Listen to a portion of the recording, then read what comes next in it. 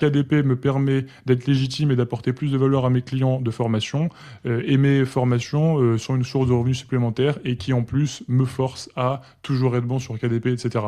Et du coup, bah en fait, je fais ça et c'est tout. Et au final, il n'y a pas de meilleur business, il y a juste des meilleures stratégies et tu peux apprendre plein de nouvelles stratégies, mais les appliquer dans ton business. En fait, quand on a l'impression que les gens font plein de trucs, ils font pas plein de trucs, ils ont plein de stratégies et ils testent plein d'axes, mais ça reste toujours le même objectif principal.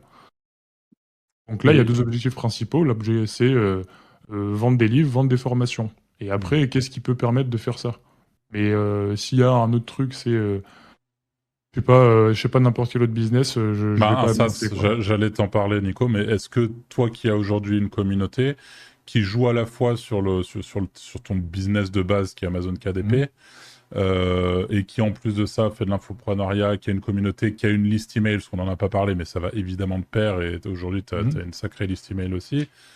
Est-ce que pour toi, même si c'est à moyen ou à long terme, l'objectif du SaaS, donc du software as a service, le fameux, ça aussi, quand on a une communauté, on sait que c'est des business, avec ou sans communauté d'ailleurs, qui sont des business très intéressants. Est-ce que c'est un truc auquel tu penses ou pas du tout, parce que tu restes justement dans ton truc de j'ai mes deux objectifs et je monofocus ça, et puis ça, on verra peut-être plus tard. Mais...